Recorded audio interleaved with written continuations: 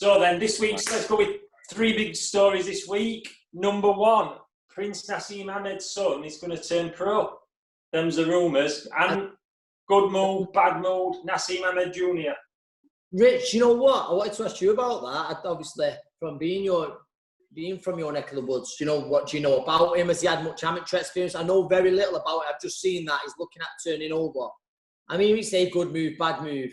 There's a huge sort of expectation on him, isn't there? There's a lot of pressure that comes with it, and obviously because of how vocal his dad was, all eyes will be on him. So it is going to be tough. But listen, if the lad wants to give it a go, then fair play to him.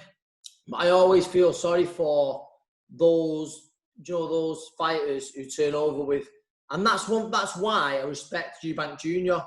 He's done it. The lad can fight. But those fighters who turn over with a famous dad who's achieved what they've achieved, it's very, very hard for him.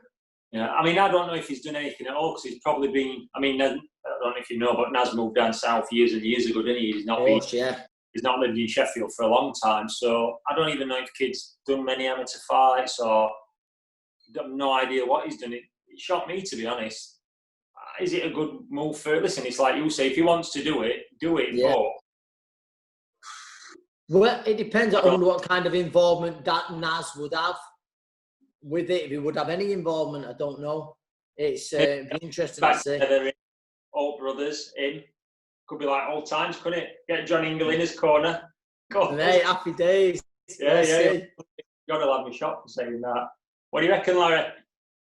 Yeah, I mean, as you guys said, like it's really difficult when the children of a famous pro want to do it as well, because the amount of expectation on them is huge, and so straight away all eyes are on them. Do you know what I mean? I mean, there's good to it because obviously there's all the scrutiny and all the money and the attention, money in terms of people coming to watch them and so on and so forth.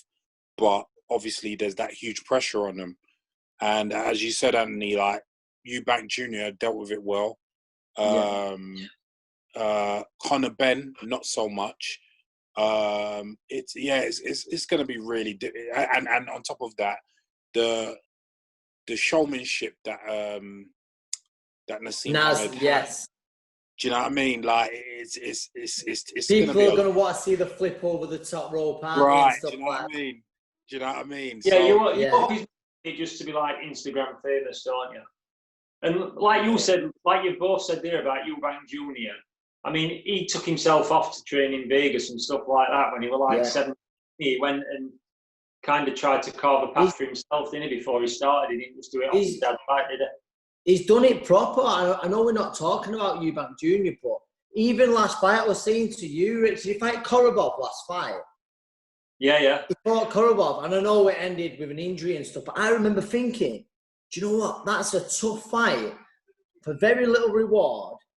It could be a horrible night for him, but I think he genuinely is one of them. You'll know better than me.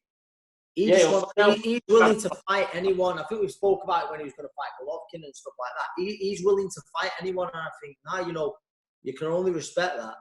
Yeah, but it's one of them in that you wait and see, look, he'll get more attention because of his dad, but ultimately, no matter who you are, who's your dad or whatever, it comes down to whether the kid can fight or not. Of course. And it's not that. And do you know what else as well? It's every young pro is going to want to fight him, whether it be a journeyman or a kid who's had 2 or 3 fights unbeaten. They're going to want to fight him. I've seen it. Do you know what I mean? You've seen it, like you say, with Conor Ben, with Junior. And it's, I see like anyone who's got a big brother who's done well, or they've got a father who's done well, all the kids want to fight him, do you know? Yeah. See it in the amateurs. Yeah. Well, we'll monitor it. Apparently he's going to turn pro at lightweight, so we'll watch this space and see what happens. We'll see if he does. Wish him well. Wish him all the best. Yep. Keep an eye on it. So story number 2. Eubank Jr., your man, says he's the man to finish Canelo. He's done a press release. He wants that fight. He can finish Canelo. On the spot, Crawler. On the spot. Yes or no? Can he do it? I'm sorry, I'm going to have to say no. I tell you what. To what you just said, he wants to fight everyone, not just for money. You're dead right, he does. You're dead right, he does. And I tell you what, it would be. It'd be entertaining. Yeah. It'd be entertaining. Would I like to see it? Cute enough, I don't think. Say that again. For me, I don't think it'd be quite cute. Cool. No, I don't. I think that's what we spoke about with Liam. Canelo, he's very, very cute. There's little things he does so well, and I just think he'd be too well-rounded. Listen, he'd be too well-rounded for most boxers on the planet near his weight. But with Junior, I think you stand in front of him, which you mentioned, like Golovkin. I know he does things really well. He's going to have success. Whereas Canelo will be cute, with the distance, sort of just make him miss. And so I don't think he is. Like a Groves fight, couldn't it, a little bit? Where he's just not there on night. Yeah, of course. And it's, I think there's no secret sort of with Junior. I think if you move good basics, you will have success. If you stand in front of him, you're in trouble. You're in trouble. No matter how good you are, you're going to get hit. But I don't believe he's genuine. I don't think he's just saying it for a payday. Yeah, he'd like the payday, but he's that kind of character who genuinely believes, no, I'll do this. Yeah.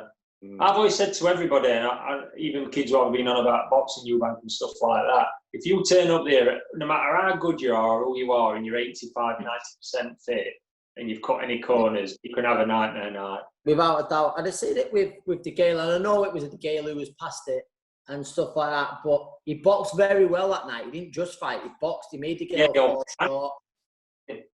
Yeah, he outboxed him at times as well as outthinking him, as well as outfighting him. What do you reckon, Larry? Yeah, I think. Do you know what I think? I think at this stage, it will be very similar to when Khan fought Canelo. Do you know what I mean? The first few rounds, he will move He'll around. have success. Yeah, he will have a lot of success and make him look silly a little bit, but then the experience will tell, and then Canelo will come through it. I just feel like Canelo's got way, and a lot of people don't take into account the experience, like someone like Canelo has. Like, you've got to understand, he's seen it all. He's seen it all. Do you know what I mean? Been a professional from the age of 15. It's he has seen it all. Yeah, mate, and people underestimate that kind of experience. Do you know what I mean? And don't get me wrong, Eubank Jr. is a super talent, and I do think he will have a lot of success against Canelo, especially early on. But again, like I said, I just think that the experience will tell, and Canelo will then find a way to grind him down. And I think Canelo's a lot stronger than him. Yeah. Which will definitely tell in the later rounds as well. So I just think he's not. There's the thing though, because he will be competitive early on. I don't necessarily think that would be a bad fight for him, because it's a fight that most people won't expect him to win. It comes out and it's covered in glory. Exactly. Either way, he comes out in glory. Do you know what I mean? So that actually wouldn't be a bad idea. That wouldn't be a bad idea. Well, I think only 3 people I've not heard him call out yet, Eubank Jr. is me and you, Larry. So we're all right. Everybody else in the world, Andy calls everyone out, and he'll fight anyone. Right. So this week, this is a bit of a sad one. We had him on other week, Larry. Jamel Herring, WBO super featherweight champion, has been diagnosed with coronavirus, so his title fight's off. And me and Ant were saying earlier on, because obviously Top Rank were the first one back with shows, and I was following Jamal on social media, and he seemed to have gone into a camp. There were Terence Crawford, there were a few other well-known, I can't think off the top of my head. But it looked like a busy camp. It looked like there were a good 15 or 20 of them there, and you just think, to get the shows back on TV, have they rushed it and put people in harm's way to do it?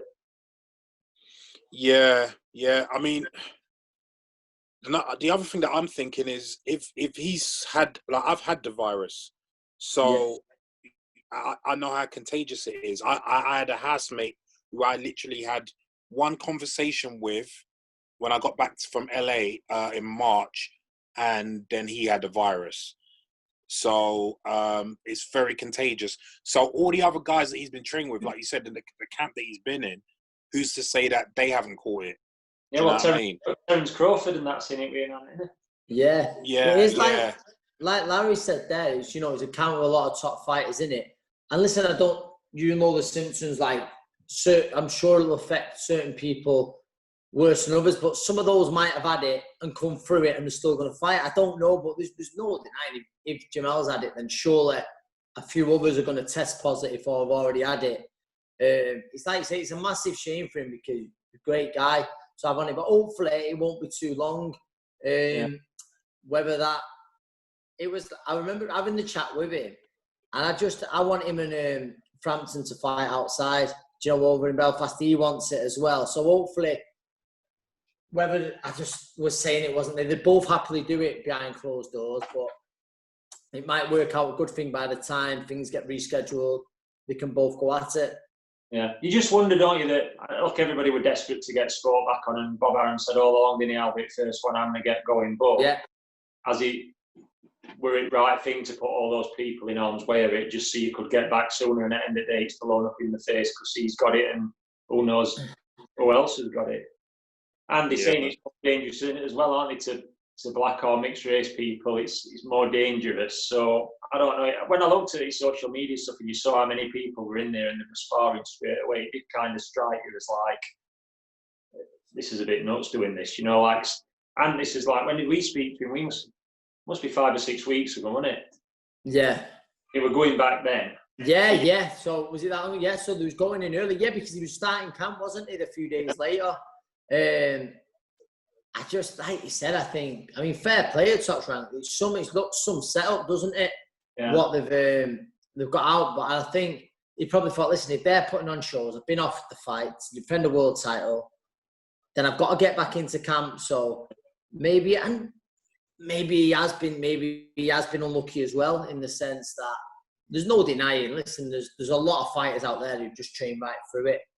There's a lot of fighters who train right through it. So it might be. Yeah, I mean, some people don't get symptoms at all. Do you know what I mean? Yeah. And so they could actually go through it. Do you know, I got mild symptoms. So yeah, it wasn't that bad. Do you know what I mean? So you probably could have trained a week later or something then, Larry. Yeah. You probably could have trained. Yeah. Yeah. Definitely. So that's what I mean. Some of those fighters in that could have had something, didn't have big symptoms. Didn't affect him too much, and they trained right through it. You just don't know, do you? Yeah. No, it's and especially at this time of year, there's loads of bugs going around, in there, like with kids when they're at school and people are getting coughs and this, that. You just, until everyone's tested, you don't know if you have or you don't know if you haven't, do you? Yeah, you're not wrong. You're not wrong, and it is a really nice kid. Quick. Yeah. Well, likewise, I hope it, like I say, gets rescheduled. Remember the fight. The lad who was going to fight before it, but then hopefully him and Carl can fight. Yeah, it'd be a good fight. So what about this one?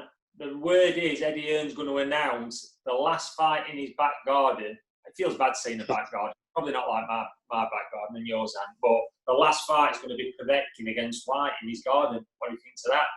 No, mate, it's been talked about for a bit. I think that was always going to be the few shows before it, and the last one was going to be on box office, Whyte and Povetkin. I was saying, I don't know what you boys think. I imagine, football's back on now, so whether that affects things or not, I don't know, but I imagine it will do decent numbers because there's not been much live sport on, but we'll see. It's a fight that's been talked about for a long, long time, isn't it? Long time, I think. It's Dillian's kept up camp throughout over in Portugal, I think. Yeah, he went to Portugal.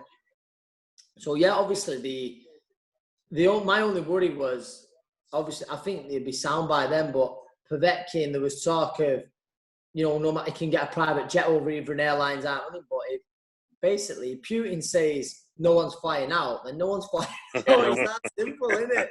I don't think you're going to tell him, though.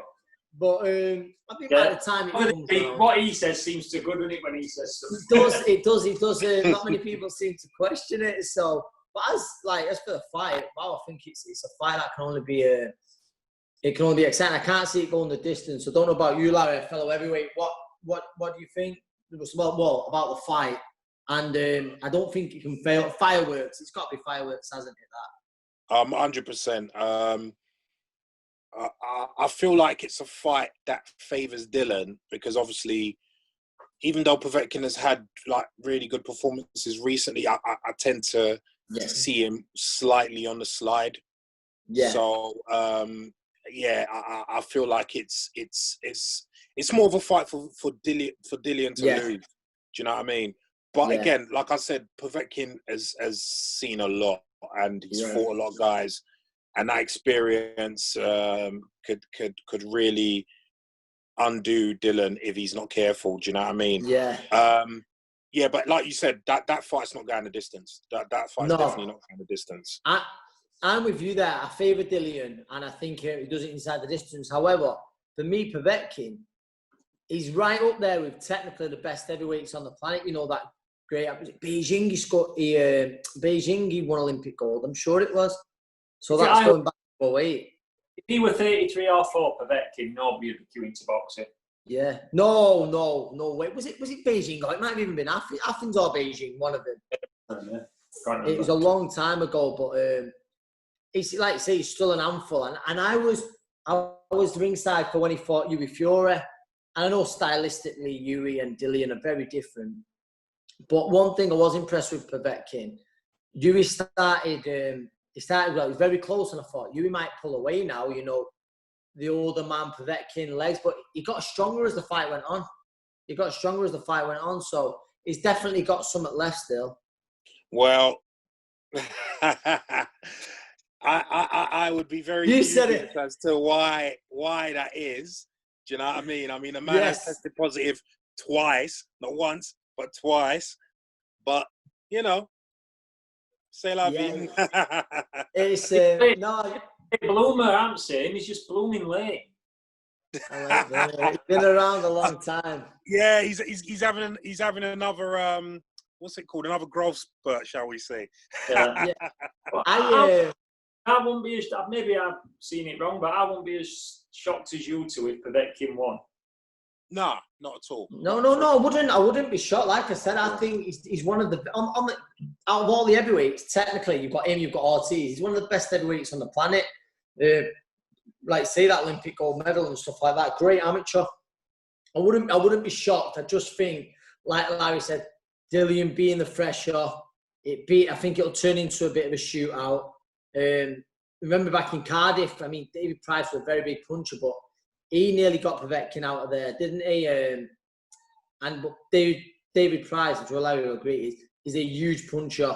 Oh yeah. I know he's not thingy like, you know, big world honours as a professional, but still, I see it being a tear up. I see it being a tear up with Dillian. I wouldn't be surprised if they both get hurt actually, but I just think around the halfway stage, Dillian would have caught up with him. But I tell you what, it's definitely an exciting fight. I mean, to be interesting to see how it takes, and we know crowd won it as well in a fight as big as that. Yeah. There's going to be smaller fights before then, but in a fight as important as that, we know. That's a fight like that where you think they will feed off the crowd. Yeah. So yeah, I don't know. And I think that where you're saying there, I know it was a long time ago now. I just said, was it Athens or Beijing? But it was Athens, I think. Dillian's not boxed. What's that, mate? It was Athens and 2004. Yeah, Athens. So, but Povetkin would have boxed in empty sports halls, empty arenas. So maybe he can relate back a little bit to that. Dillian's not like, certainly, maybe early on in his career, but I don't think he would have had that where he's, but I know he's fought on the road in Thai boxing, K1, whatever it may be, but he's, you know what, I'm sure the experience could come into play there with Povetkin, you know, fighting behind closed doors. Yeah, I definitely think that favours Povetkin. Yeah. Because I think Dylan kind of feeds off the crowd. You know what I mean? Especially when he's going to war with people and he's going toe to toe. Yeah, I like if you watch the two Derek Chisora fights, I feel like the crowd really helped him in those. Yeah, fights. pulled him through. Maybe pulled him through it. Yeah. And I feel like that might be a slight disadvantage for him. Whereas Povetkin, he's the away fighter, in a sense, you know. So he's not coming there thinking I'm going to use the crowd, and do you know what I mean? So the thing with me is that, as I said earlier, Dylan likes a shootout. He can box, but he likes a shootout. And I think when he gets to that stage, that will favour Povetkin. If he can just clear his head and box, I think that will help him better. But if he gets hurt and then he wants to get into a shootout, I think that favours Povetkin, because Povetkin would stay very calm and just got, like you said, he's very technical and will just go about his business, pick him apart. Yeah, no, yeah. Well, I think in terms of experience and boxing brain, you'd edge towards Povetkin, wouldn't you? And I'd say in a way, you can probably, I'd say they're at least on a par in terms of power. Yeah. Yeah, I'm with you. Yeah, I'm with you. Like you say, I think we're just both banking on Dillian being the fresher man. Dillian got the better chin, would you say? Say Dillian's maybe got the better chin, but I thought Povetkin's like you said, that right hand he hit him with when he dropped in Price. Yeah, it was how quick he recovered. I know we were at the end of the round, but a minute later, and it was like nothing had happened. Yeah, he didn't even drop him, did he? He just wobbled him. He didn't drop him. So yeah, do you know what? I might maybe. Do you know what I mean? And like you said, like Price can bang. Like no matter what people got to say about Price, he can punch. Seriously, you know what I mean? with one shot, he could put anyone over. Yeah. So and Dylan doesn't have that kind of power. He's a powerful guy, but he doesn't have that kind of power. So it makes things a little bit more even in that sense, you know. Yeah. I'm with you. So that's Anthony Crolla for Dillian Whyte, Larry Olubamiwo, Dillian Whyte, Richard Povetkin. I'm going Russia. I'm booking car. I'm going to go Povetkin, but I don't think it'll go to points. I think it'll be a stoppage. Yeah. Someone's getting stopped. Definitely.